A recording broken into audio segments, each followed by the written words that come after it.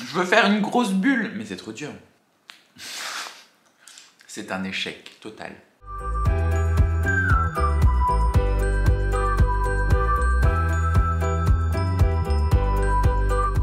Willkommen, bienvenue, welcome pour un nouvel épisode de Sa Bulle. Chin chin. Ça brûle aussi. Un nouvel épisode de Sa Bulle, je parle de graphique, de manga, de BD et un comics. Tiens, c'est assez rare pour que je souligne. Je vais les prendre du plus petit format au plus grand, tout simplement parce qu'ils sont sur une pile qui se présente de la sorte. Par contre, j'ai absolument pas préparé cette vidéo. Et il va falloir que je relise certains résumés parce qu'il y en a au moins deux dont je ne sais absolument plus de quoi ça parle. En premier lieu, j'ai donc lu Every Day is a Good Day de Noeko Nishi aux éditions Akata. C'est un tome unique. Et même en relisant le résumé et ce que j'en avais écrit, je n'en ai aucun souvenir. Je pense que c'est pas resté imprimé dans mon cerveau. Ça m'en a touché l'une sans bouger l'autre. Alors ça devait pas être détestable. Je pense que la lecture s'est bien passée parce que je garde souvenir des romans, des mangas, de ce que je n'aime pas en général. Et là, vu que j'en ai pas de souvenir, je pense que j'ai pas détesté, mais... C'est peut-être le problème. En fait, au début, je me disais, c'est vraiment bien les mangas en tome unique parce que du coup, ça te permet de pas dépenser des milliers et des cents. Sauf que là, en fait, le manga, j'ai dû le lire, je pense, parce que ça doit se lire très très vite, en une demi-heure, une heure. C'était il y a un mois, et du coup, vu que j'ai pas eu un intérêt immense pour le manga, c'est pas resté imprimé et j'en ai oublié la moitié, enfin, l'entièreté même. Et donc là, on va suivre Toki, qui vient de perdre sa sœur dans un accident de voiture et son beau-frère. Et donc du coup, c'est ses parents qui ont récupéré la garde de son neveu. Et un jour, ses parents vont devoir partir en vacances et du coup, il va récupérer son neveu, le petit garçon là, qui est tout mimi, qui s'appelle Asahi.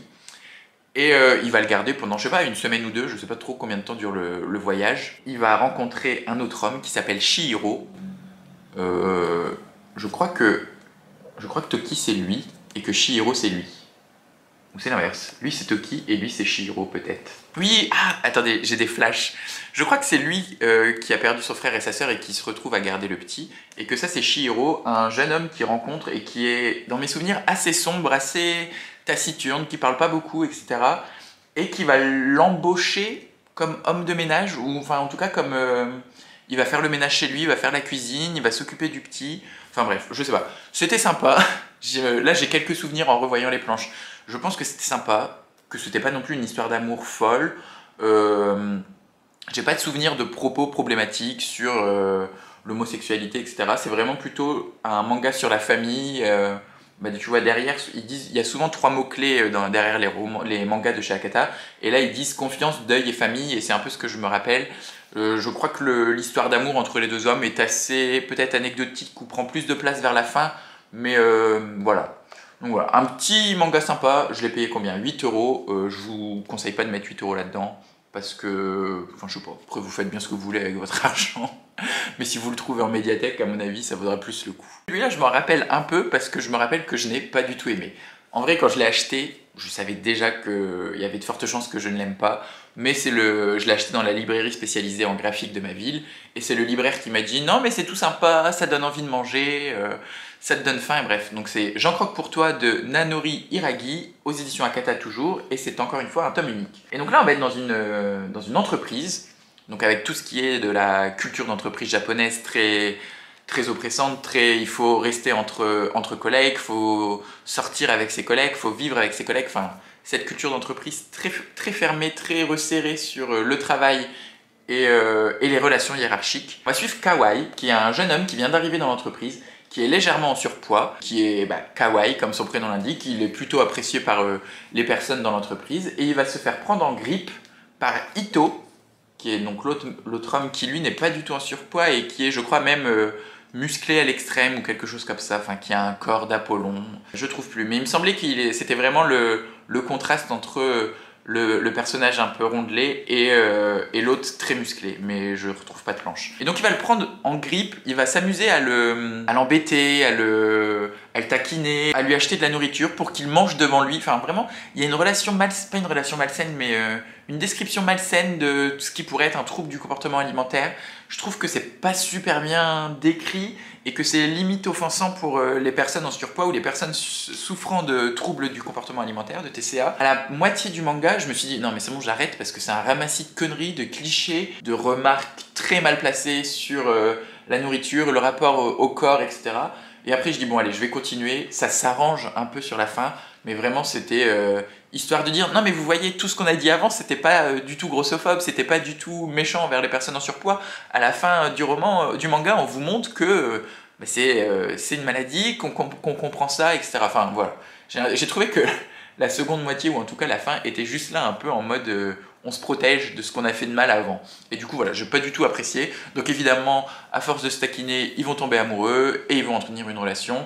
Mais c'est absolument pas crédible. Il n'y a rien qui est crédible et en plus c'est offensant. Donc j'ai vraiment pas un très très bon souvenir de ce manga. Ça va être donné ou vendu et pareil, ça doit coûter 8 €. Achetez-le, enfin lisez-le en médiathèque ou en bibliothèque. Ce qui m'a posé problème, c'est que sous couvert du côté kawaii, du côté mignon, du côté manga, on puisse faire passer des messages très limites sur la nourriture, le rapport à la nourriture, au corps. Et moi, tous ces trucs à la con de enemies to lover ou je sais pas quoi, là, de on s'aime pas puis on tombe amoureux, ras la casquette. Là, par contre, j'ai lu 4 mangas que j'ai beaucoup aimés. Donc j'ai lu Le mari de mon frère de Gengoro Tagame et je crois qu'il y a une deuxième personne. Alors par contre oui, le coffret est très...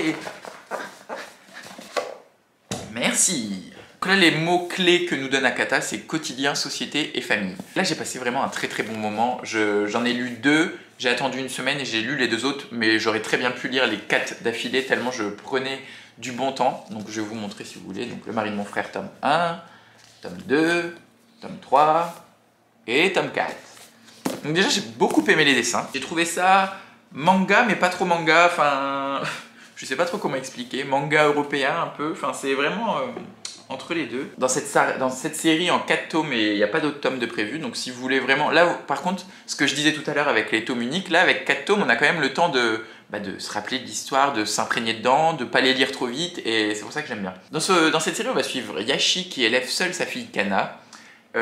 Qui est divorcée de la mère. En fait, ils sont encore plutôt en bon terme parce qu'on voit la mère de la petite intervenir plusieurs fois. Mais c'est lui qui a la garde de sa fille parce que sa mère travaille beaucoup. Donc il peut être plus présent au quotidien pour sa fille, donc c'est lui qui a la garde. Et en fait, son frère, Ayashi, est décédé, je sais pas trop combien de temps avant, enfin quelques temps avant le début du manga. Et son frère était homosexuel et le mari de son frère, donc cette personne qui s'appelle Mike, débarque au Japon. Et il débarque chez Yashi. Donc je crois qu'ils étaient jumeaux, Yashi et son frère qui est décédé. Donc du coup pour Mike, déjà il débarque chez le jumeau de son mari, ça va être compliqué. Voilà, chez le jumeau de son mari, donc il a un peu un flashback et tout. Yashi avait un peu mal vécu le coming out de son frère, à tel point que de toute façon son frère a décidé de ne pas rester au Japon parce que c'est encore quelque chose qui est très tabou quand au Japon on sort du moule, qu'on n'est pas normal, c'est compliqué à vivre et... malheureusement, l'homosexualité est encore un peu mal vue. Je pense que ça va en s'arrangeant, mais bref. Donc il est parti vivre aux États-Unis, à San Francisco. Il a rencontré Mike.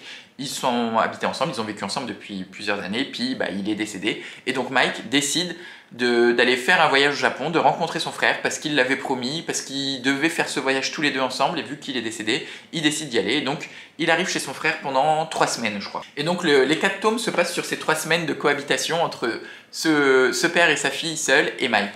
Et c'est vraiment plein de douceur, plein de bons sentiments, mais en même temps pas putaclic. Enfin vraiment c'est un bon roman de découverte de l'homosexualité parce que donc il y a l'histoire classique de cet homme européen qui arrive dans cette famille et qui parle d'homosexualité. Et c'est entrecoupé de 2-3 pages explicatives sur l'homosexualité, sur un sujet. Donc c'est Mike, en fait c'est sous les traits de Mike, on nous explique que pourquoi telles couleurs sont sur le drapeau arc-en-ciel.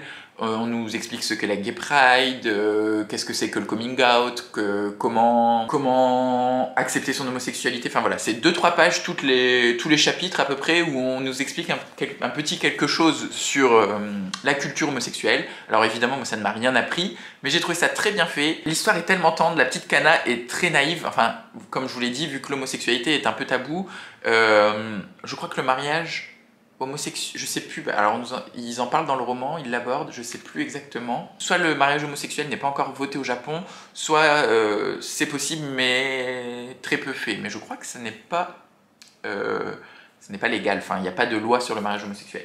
Et donc du coup il y a plein de petites questions un peu innocentes, un peu candides de Kana envers son oncle. Ils développent tout de suite une relation très amicale les deux alors qu'ils ne se connaissent pas du tout. Et beaucoup de remises en question de la part de Yashi, qui lui, suite à son divorce, a subi également l'opprobre de la société japonaise, parce que même le divorce c'est peu accepté, et encore moins de vivre seul avec sa fille, et que ce soit le père qui garde la fille, et qui ne décide pas d'être un salaryman comme la grande majorité des Japonais. Donc, au regard de sa propre expérience, il se rend compte que lui, il a peut-être fait vivre ça à son frère, qui est maintenant décédé, et du coup, il y a beaucoup de remises en question, beaucoup d'introspection, et en même temps ils apprennent à vivre ensemble et c'était plein de douceur. J'ai vraiment adoré les 4 tomes, j'ai passé un très bon moment.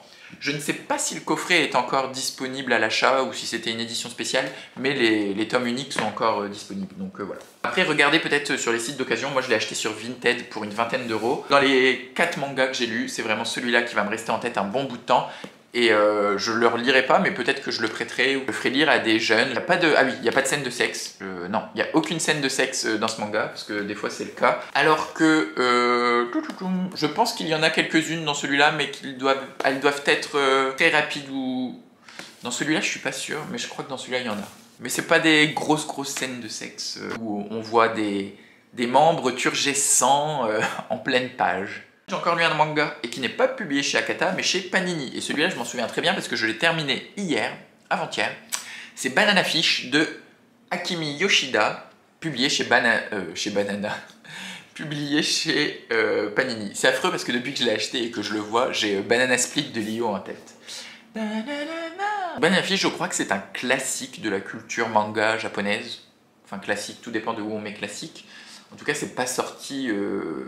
Là, c'est une réédition qui est sortie au mois d'avril, mais je ne trouve pas la date de la première publication. Mais en tout cas, ça fait quelques années, une vingtaine d'années. J'imagine bien être ça sorti dans les années 80, je me trompe peut-être.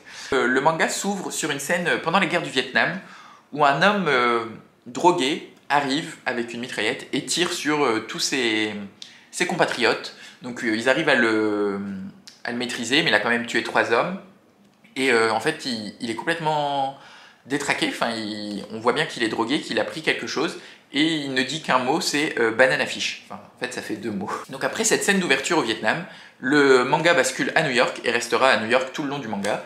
Et on va suivre plusieurs personnages, on va être dans une histoire de drogue, de mafia, de complot, de milieu du grand banditisme new-yorkais des années 80, je crois. On va suivre d'un côté Ash, qui est ce personnage, qui est le personnage principal, qui est un jeune de 17 ans, chef de bande, qui fait des petits malfrats, mais qui est très intelligent, de ce qu'on comprend très rapidement. On voit qu'il a de la jugeote, qu'il est arrivé à fédérer plein de petits caïds autour de lui, qui est chef de bande et qui travaille pour une plus grosse organisation de mafia, qui est donc Papadino, qui est un peu le grand méchant du manga, qui est le chef mafieux qui règne sur New York, qui a la police dans sa poche, qui a les tribunaux également, enfin voilà. Donc Ash travaille pour ce mec, et à côté de ça, on va voir donc plein d'autres petites mafias. Il va y avoir la mafia des Asiatiques, la mafia des personnes de couleur, enfin vous voyez, ça fait un peu très cliché sur ce point-là. D'un autre côté, on va suivre des policiers qui connaissent Ash, qui savent qu'il est un chef de bande, mais qu'il n'est pas si méchant, que c'est un pauvre mec, enfin que c'est un pauvre jeune de 17 ans qui n'a pas eu la vie simple, et du coup ils sont pas vraiment à le rechercher coûte que coûte. Ils savent ce qu'il fait, ils dépassent pas trop les limites, donc ils ont une petite relation ensemble, enfin relation. La police et Ash se cohabitent un peu sans vraiment se tirer dans les pattes. À côté de ça, on va avoir 2 Japonais qui qui débarquent à New York. Je crois que c'est des journalistes. J'ai pas vraiment saisi cette histoire. Des journalistes qui veulent faire un reportage sur les jeunes bandits. Et donc ils vont réussir à infiltrer la bande de Ash parce que... Je me fais attaquer par Lex Libris. Parce que Ash est ok pour... Ash est d'accord pour les accueillir et leur faire découvrir le milieu du banditisme new-yorkais, quoi. Et donc en gros, voilà, c'est un peu le postulat de départ. Franchement, c'est un tome qui est assez gros, mais malgré tout très introductif. Il se passe quand même pas mal de choses parce que c'est un manga d'action, vous voyez, ça se tire dans les pattes, il y a des courses-poursuites, pampan cucu, voilà. Mais c'est très introductif, il y a tout le mystère autour de Banana Fish, on sait pas trop ce que c'est, qui c'est, est-ce que c'est quelqu'un, est-ce que c'est quelque chose, est-ce que c'est un objet, enfin, il y a un peu un mystère qui se résout enfin non, qui se résout pas du tout, mais on en apprend un peu sur la fin. Je lirai la suite parce que j'ai quand même plutôt bien aimé, vous voyez, je l'ai lu d'une traite avant-hier. Malgré tout, c'est très efficace, c'est sympa, c'est un bon manga d'action. Alors, je sais pas si ça va être réédité sous 17 tomes, parce que j'ai vu que la saga originale fait au moins, ouais, une vingtaine de tomes. Alors là, j'ai vu qu'il y avait le tome 1, le tome 2 et le tome 3, mais je sais pas si ces tomes-là regroupent plusieurs tomes de la saga originale. Je me suis pas trop renseigné. Ça me ferait chier de m'engager sur une vingtaine de tomes, je vous le cache pas, parce que ça coûte quand même, c'est pas marqué derrière, ça doit coûter plus d'une dizaine d'euros, je crois, je sais plus, je vérifierai. 10 euros x 20, ça fait 200 euros, pour des mangas avec lesquels je prends plaisir, mais que je sais pas non plus l'extase, voilà. Il y a quand même une histoire un peu d'homosexualité dans le manga, pour l'instant c'est pas très détaillé, on sait qu'il y a quelques personnages qui sont homosexuels, il y en a certains où on se pose des questions, voilà, je pense que ça va évoluer dans le tome 2, en tout cas je l'espère. Et je vais me renseigner en fait avant d'aller acheter le tome 2 et le tome 3 pour être sûr que la saga ne dure pas 1000 ans, enfin en tout cas 20 tomes. Ensuite j'ai lu La Nuit mange le jour de Hubert et Burkel aux éditions Glénat et qui est pour un public averti avec du contenu explicite. Et là, oui, il y a des scènes de sexe très régulièrement, à tel point que je ne sais même pas trop ce que je vais pouvoir vous montrer, s'il y a quand même quelques planches qui sont soft. Donc là on va suivre Thomas qui est un jeune homme qui va tomber amoureux de Fred. En fait ils vont avoir une relation, un plan cul. Ils vont se rencontrer sur les applications, je crois, de dating. Ils vont avoir un plan cul. Puis cette relation d'un soir va évoluer vers une relation plus longue. Sauf que Thomas est un jeune qui doit avoir à peine 18-20 ans. Je crois qu'il est majeur. Et que Fred, le plus âgé, doit avoir une quarantaine d'années. Donc très vite, ça va être assez malaisant, assez angoissant parce que Thomas va faire une fixette sur l'ex-petite amie de Fred. En fait, Fred est photographe et il y a encore dans son appartement plein de photos de son ex-petite amie. Du coup, Thomas va tout faire pour essayer de ressembler à l'ex-petite amie de Fred. Et il va complètement s'oublier, vouloir se changer, se couper les cheveux, changer de style, changer ses pratiques sexuelles, même à tel point que Thomas, qui était presque puceau, ou en tout cas qui avait très peu de relations sexuelles, va vouloir avoir des relations toujours plus extrêmes, toujours plus forte dans les sensations, quitte à même être dangereuse parfois, pour plaire à Fred, enfin parce qu'il croit qu'il va réussir à plaire à Fred comme ça, alors que Fred, lui, avait plutôt envie d'essayer d'oublier son ex-petite amie avec qui ça s'était très mal terminé, mais malheureusement, ses pulsions sexuelles sont encore assez fortes, et quand Thomas le pousse un peu à revenir à ce qu'il faisait avant, il va retomber dans ses vieux travers. Donc bref, c'était assez sombre, assez angoissant, assez malaisant. J'ai quand même pris du plaisir à lire cette BD parce que l'ambiance, les traits, j'ai beaucoup aimé les traits. L'histoire est quand même assez intrigante. On est dans j'ai envie de dire, un 50 Shades of Grey assez intelligent. Enfin voilà, c'est pas mal fait. Vraiment, c'est pas mal fait. Après, comme je vous le dis, il y a du cul toutes les 20 ou 30 pages. Mais en même temps, c'est le thème du roman. Il y a la sexualité, donc voilà, de la BD. En tout cas, je pense que d'entre tous, c'est celle-là ma meilleure lecture avec Le mari de mon frère. Ensuite, j'ai lu un petit comics à 4,90 €, Les Sirènes de Gotham, avec dedans beaucoup trop d'auteurs et de scénaristes, de dessinateurs pour que je les cite, donc je vous laisse vous renseigner. Pareil, celui-là, j'ai plus trop de souvenirs. En fait, je l'ai acheté totalement par faiblesse parce que j'ai vu qu'il était à 4,90 €. À la Fnac, ils sont très intelligents, ils te mettent ça à côté de la caisse quand tu fais la queue, et du coup, voilà. Je sais même pas si c'est encore disponible à la vente.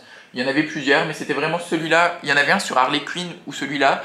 Et j'ai préféré prendre celui-là parce que du coup, dedans, on a Harley Quinn, Catwoman et Poison Ivy, qui, dès le début du roman, se rendent compte que toutes seules, elles ont un peu moins de pouvoir, enfin qu'elles sont pas faibles, mais que voilà, à 3, elles seraient encore plus fortes. Donc elles décident de faire une colocation, et donc on va suivre la colocation entre Poison Ivy, Harley Quinn et Catwoman, qui vont avoir affaire à des méchants d'ici, donc de Gotham même plus précisément je crois. On va croiser vite fait Batman, on va croiser le Joker, on va croiser... je ne sais plus qui... Sphinx, Je crois qu'il y en a un qui s'appelle Sphinx. Enfin voilà. Moi, je ne lis presque pas du tout de comics. J'en ai lu un peu pendant un temps, mais j'en lis plus du tout. Ça peut se lire de façon totalement indépendante.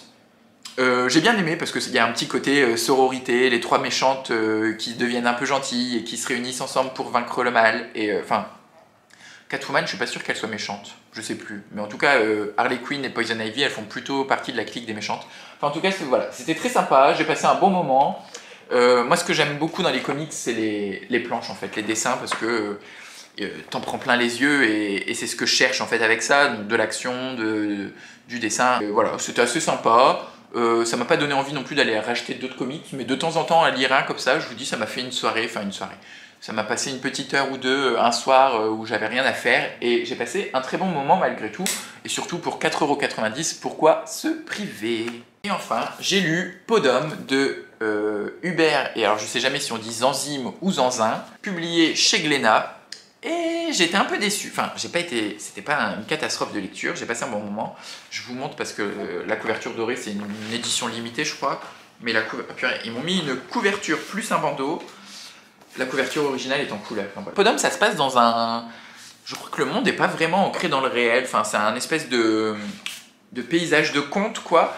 Mais ça me fait penser un peu à l'Italie de la Renaissance, ou en tout cas, voilà, une Italie médiévale peut-être. Entre les deux, médiévale Renaissance. On va suivre donc le quotidien de Bianca, qui est cette jeune femme qui va se retrouver, comme la coutume le veut dans ce pays, dans ce conte, retrouvée mariée de force. Enfin, en tout cas, on va lui imposer un homme qu'elle n'a jamais vu, jamais rencontré, enfin qu'elle a déjà vu mais qu'elle n'a jamais rencontré, qu'elle ne connaît pas plus que ça. Bianca est assez féministe, enfin en tout cas contre cette tradition de devoir épouser un homme qu'elle ne connaît pas.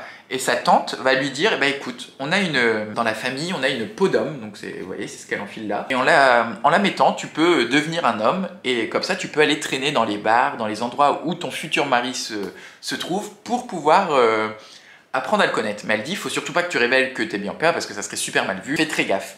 Et donc, Bianca va au début avoir quelques réticences, et elle va très vite se prendre au jeu de se transformer en Lorenzo, avec la peau d'homme. Et elle va devenir amie avec son futur époux, amie plus avec affinité, et voilà. Et donc c'est toute une BD sur le regard des hommes sur les femmes, le regard des femmes sur les hommes. Il y a beaucoup de messages qui sont véhiculés, et c'est peut-être là le reproche que je lui fais, c'est que j'ai l'impression qu'ils ont voulu en mettre un peu trop dans la BD. Du coup, ça fait vraiment un peu... ouais, je sais pas, ça fait vraiment un truc à charge, enfin pas à charge, mais pas trop engagé, mais on perd un peu le...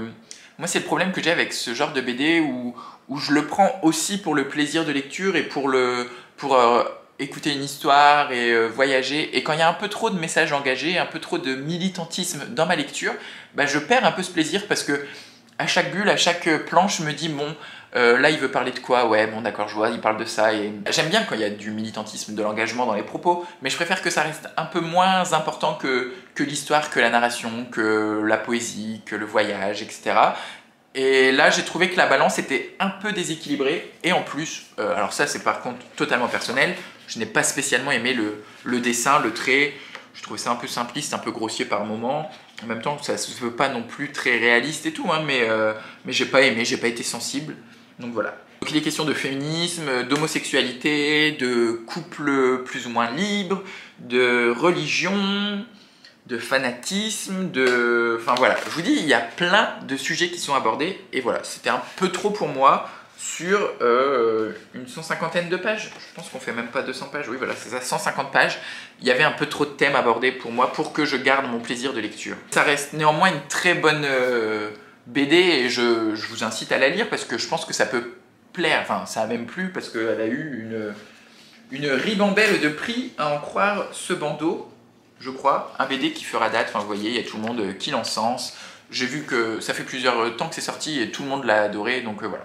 J'ai quand même été content de le lire parce qu'à force d'en entendre parler que du bien, j'ai bien aimé certaines idées, certains... Après, je dis, il y a beaucoup de messages, beaucoup d'engagement, mais c'est toujours très bien traité. Ils sont jamais à côté de la plaque, les deux auteurs, enfin en tout cas le dessinateur et l'auteur, et c'est toujours très bien fait, donc sur ce point, moi c'est louable, c'est juste que pour moi il y en avait un peu trop. Sur ce, j'espère que cette vidéo vous a plu. Je suis désolé, je fuse parce que j'ai plus aucune... faut que j'achète une plus grosse carte mémoire, je vais aller acheter ça cet après-midi, je me le note. J'espère que cette vidéo vous a plu. En attendant, je vous souhaite de bonnes lectures, de bonnes découvertes, et d'être